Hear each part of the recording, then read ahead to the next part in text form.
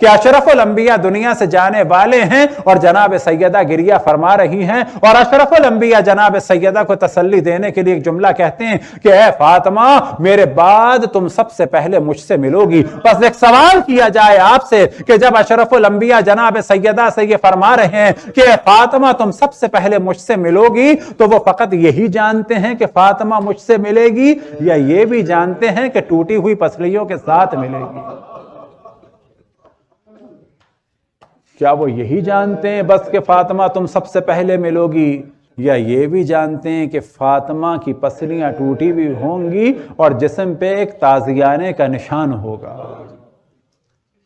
یہ شکم جو میری بیٹی، یہ فرزند جو میری بیٹی کے شکم میں ہے کہ جس کا نام اشرف الانبیاء نے محسن رکھا، اسے بھی قتل کر دیا جائے گا۔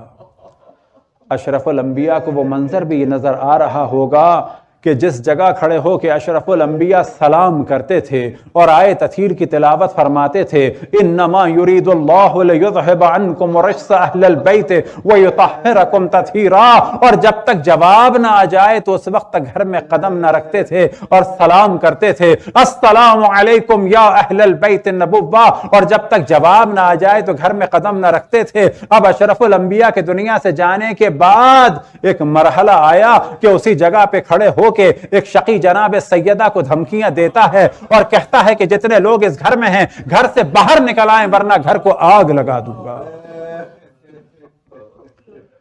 اشرف الانبیاء کے دفن کے بعد بھی یہ ملعون گھر پہ آئے اور محاصرہ کیا، پھر 2 دن کے بعد بھی محاصرہ ہوا، پھر 5ویں یا 7ویں دن محاصرہ بھی ہوا، جلایا بھی گیا، دھمکیاں بھی دی گئیں۔ ایک وقت آیا کہ شقی نے کہا کہ جتنے لوگ ہیں اس گھر سے باہر نکل آئیں ورنہ گھر کو آگ لگا دوں گا۔ تو جناب سیدہ نے حجت کو تمام کیا اور دروازے پہ پہنچی اور اپنے بابا کو مخاطب کرنے سے پہلے کہا کہ اے شخص تو ہم سے کیا چاہتا ہے؟ جب یہ اس نے جملے کہے تو جناب سیدہ کی ایک کربناک آواز بلند ہوئی، اپنے بابا کو پکارا۔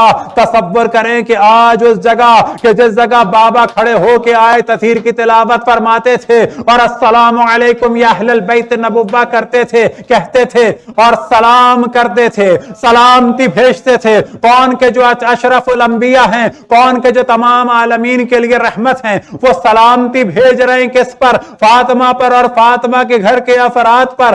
آج اسی جگہ ایک شخص کھڑے ہو کے جناب سیدہ کو دھمکیاں دے رہا ہے۔ جب کچھ لوگوں نے کہا کہ اس گھر میں تو حسن و حسین بھی ہیں، تو وہ شخص کہتا ہے کہ ہوا کریں۔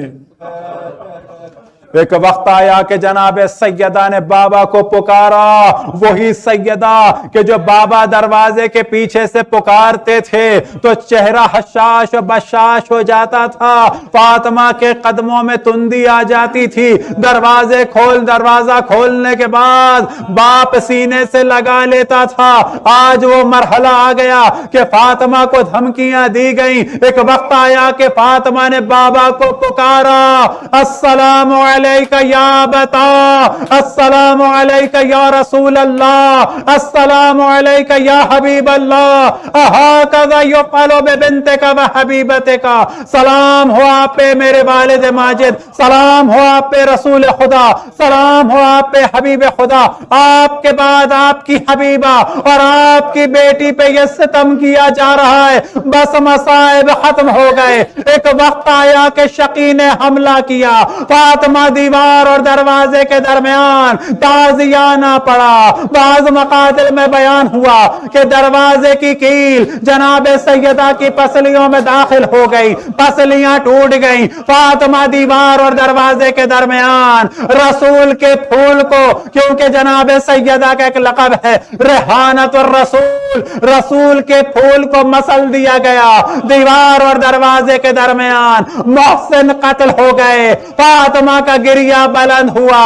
اب اپنے بابا کو نہ پکارا، بابا کو سلام کیا اور حفظہ کو پکارا، یا حفظہ حوزینی لقد قتل من فی الشایا من حمل، اے حفظہ مجھے تھام لو، میرے شکم میں جو مولود ہے اسے قتل کر دیا گیا۔